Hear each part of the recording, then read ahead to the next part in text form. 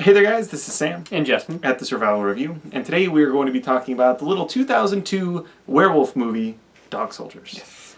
I like this movie. Yeah, it's a lot of fun. It's one of these movies that I had heard people talk about, like, just kind of in passing over the past few years, saying it's one of the less talked about good werewolf movies. Because you always hear, you know, American Werewolf in London. Yeah. And, you know, The Wolfman and The Howling is another big one. Yeah. Yes. But this is like a more recent one, because it's 2002, that was actually done pretty well. Yeah. Pretty low budget, but they worked well with it. Yeah, it's not the biggest movie out there. There's even some, like, flaws with the effects on there, but, like, it does everything well enough. And the movie is such, like, a tight, like, fun, like, story that it just makes it really entertaining. Yeah, it's just a fun little movie. Yeah. There's not a big cast of characters. There's not a big. It's mostly just in a house. Yeah. Well, the movie opens with this couple in the woods just on, like, a little camping trip. And it's all nice, like, she gives them a present, which is this silver knife and everything. They make sure to tell you, hey, careful, that's solid silver there. Yeah. That's not coming into play anytime soon. And, you know, they're in their tent at night, and all of a sudden they get attacked by something. Yeah. Cut to the soldier who's in this test to be in the special ops. Basically, he's in this test, and they're chasing him down, and it kind of establishes that he's kind of a badass, because he managed to stay away from these guys for 28 hours or whatever it is. Yeah. And they're a special ops team, so they probably should have caught him earlier than that. But when they get him, they also kind of establish that he has a heart, because the sergeant tells him to kill the dog that they have with them, and it's kind of like a Kingsman situation. Yeah. Where they establish that he has a heart by he won't kill the dog. What use are you to my team if you can't even kill a dog? I didn't say I couldn't kill a dog, Sap. I just will not kill that dog for no reason. Except, unlike Kingsman, there's no blanks in the gun. Yes, because the sergeant then kills the dog, and it's sad. So he fails that test. And then we cut to 4 weeks after that, and he's with his, like, platoon of soldiers, and they're on this training exercise. Yeah. They get sent out on this training exercise to the, like, Scottish Highlands. And the exercise is essentially they're in this forest, and I guess they're supposed to go up against the special ops guys, because their guns are filled with blanks. Now they're filled with blanks, but when they need them. It turns out that isn't exactly what they were there for. No. Because the special ops team, once they stumble upon their camp, they find that there is no camp anymore. There's no camp anymore. The guys are gone without a trace. All their weapons are there. Yeah. All that's left is the one sergeant character from earlier who failed the main guy, Cooper. Yeah, and he's fucked up now because he's like, they're all dead. They're coming after us. Yeah, he's saying stuff like, we thought there was just one, and there's more than that, and gotta get out of here. So they take that other sergeant, and they end up coming across this one lady who's driving by. They get into her car, they go to this abandoned house to kind of, set up there and get ready, and they turn out that the main thing that's hunting them is werewolves. Yeah. So they have to survive the night in this house, being attacked by a bunch of werewolves, and make it out alive. Yeah. That's really the film. Yeah. That's all there is, because the rest of the movie takes place in this house, and it kind of becomes almost like a combination, like werewolf / home invasion thriller sort of thing. Yeah. And it works really well. Because the movie starts out with, like, soldiers on their, like, training mission, and you think they'd be like predator werewolves. Yeah. They're in, like, the woods, and the werewolves are hunting them down, but then it moves locations into the house. Yeah, and there's still sort of elements of that sort of thing with, like, that they're being hunted.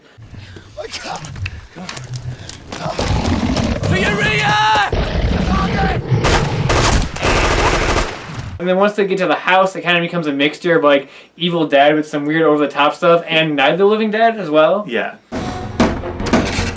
Because there's definitely some over-the-top, like, nonsensical gore things. Because at one point around the movie, though, like, Sergeant for the platoon that they have, who's one of the best characters in the entire movie, he gets slashed by the werewolf, and when you first time you see that, you're like, oh, he's dead, because his guts are hanging out. They're hanging out of his body, like, he's dead. Yeah. And they're like, no, we'll get you out of here, Sarge. Yeah, the guy just, like, wrap up a little bit, get him into the car. Just kind of tuck it in. Yeah. My guns are out, Coon. Well, we'll just put them back in again. They're not gonna fucking fit! Of course they'll fit, man! It's so ridiculous because he should clearly be dead. Yeah, He would not be able to walk. And even though it does come into play near the end of the movie, Yeah. but before you get to that, like, it's just really over the top and ridiculous. Like, they get to the house and they're just kind of abandoning him together. They're At like- one point, the dog starts biting his The dog intestines. starts taking some of his intestines out, and they're like, "Oh no, get the dog!" Yeah. And then when they actually start patching him up, they just use crazy glue. That seems to hold together fine for a bit. And, Yeah. and just stuff like that it's ridiculous, but it works well in the context of this because it's kind of just an over the top movie. Yeah, and that's the thing. All the characters in this movie are a lot of fun. Yeah. I'm not saying they're all insanely memorable. Like, some of the soldiers kind of like blend together at sometimes. Yeah, but you've got like one who's keeps bringing up, I'm missing a soccer game for this. Yeah. Don't suppose you know who won the match? Didn't even know there was a game on. It's not a game. Like that comes into play, and the main dude who was the kind of badass with a heart and Yeah, everything. He's an actor who was also in Trainspotting. I recognized him from that, and he's really great. In that. Yeah, he's awesome. He's a good badass character. Yeah. And of course, we said the sergeant character, who was probably the best character in the entire movie. Yeah. And he's really good. I'm sure you should be chasing painkillers with whiskey. No, he's on there. Is it your birthday, Coop? No, mate. Is it my birthday? Hey! No. And I like the sergeant character so much that when he first got slashed, I was like, oh crap, he's dying so know. early on. But no. And then they kept dragging him along. I'm like, okay, that's good. Keep him. It almost feels like he was meant to die there. Yeah. But like as they were shooting, they're like, "Oh, you're too great, dude. Let's just drag him along for the rest of the movie." Yeah. Because just like you, all I want to do is get home, jump into a warm bed with a nice hot woman, and watch the footy. There's a lot of good sequences with the werewolves, but I will say this, the main flaw with it is that the makeup and everything is not the best. Yeah, and that's one of those things where it's a lower budget movie. Yeah. Because one of the things that you see people talk about in a lot of werewolf movies is how are the transformations. Yeah, And there's there's- really no transformations in this. no. They never show it distinctly on Yeah, screen. like the first half of the movie, you only see brief glimpses of it, and you're like, oh, they're doing, the Jaws thing, where they kind of hide the creatures and stuff like that. But then they kind of do that for basically the entire movie. Yeah. They show it a little bit more as the movie progresses, but you can clearly tell they're trying to hide it due to budgetary reasons. Like, a lot of times, the face of the werewolves just kind of look like a mask that doesn't really move or anything. Once you see them, I thought they did look pretty cool once you see them in full figure. It looks a little weird. It looks weird, but they kind of got this weird sort of skeletal look to them. Yeah, they're really skinny, and then just the head is the big head. The thing that I thought was cool about it was that they're really tall and really Yeah. menacing looking in that way. Yeah, I They're- like that. They're a little cheap looking, but it had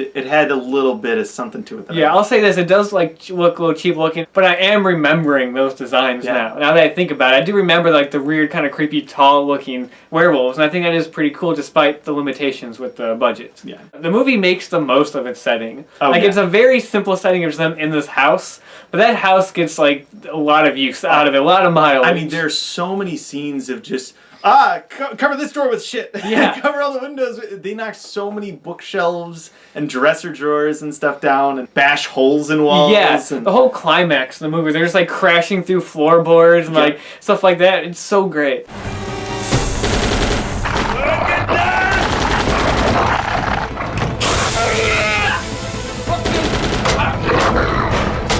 And like we were saying, the movie just kind of like have a cheesy kind of like humor to it. There's a great scene in the climax where they're hiding in the bathroom, basically hiding on the toilet, stuff like that. So there's a lot of good kind of funness to the movie. One of the characters, when they use him as kind of a distraction so one of them can go start a car, he goes running and shouting a soccer chant into the woods. Come and have a go if you think you're hard enough. And it's wonderful.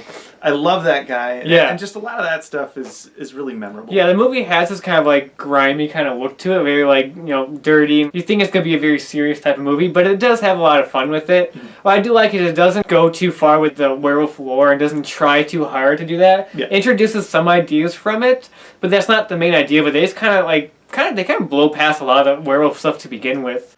You're serious about this werewolf thing, aren't you? Afraid so. Shit. Half the time they don't even believe it's a werewolf. They're just kind of like, are you sure about this? Which, that kind of goes on a little too long, I think.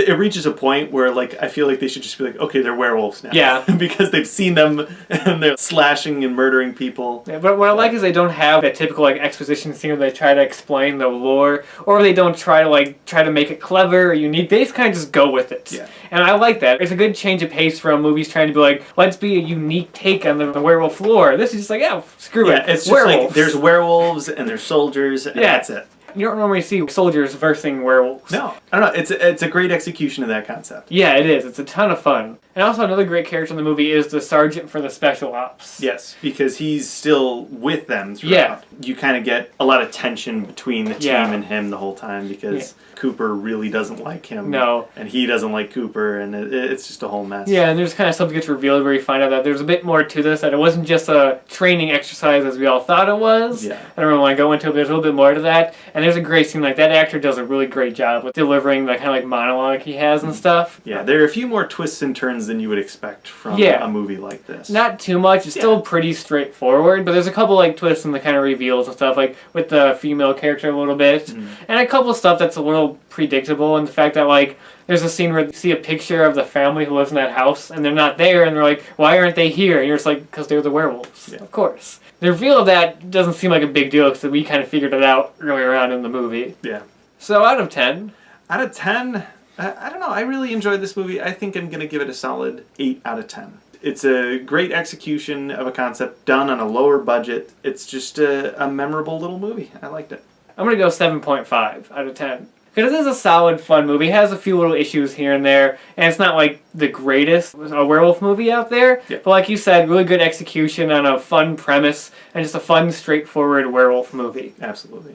Definitely worth a watch if you haven't seen it or if you haven't heard many people talk about it. And so yeah, that's about all we've got to say about Dog Soldiers. Yeah, definitely check it out if you're a fan of the werewolf genre. It's a lot of fun. Yeah, I'm surprised it took me as long as it did to get around to me watching too. this. I mean, it was actually his recommendation for the videos. I'm really glad he recommended it. And so yeah, until next time where we're going to talk about actually a classic slasher movie that we've actually never talked about this franchise really. And it's actually kind of relevant because a certain day is coming up.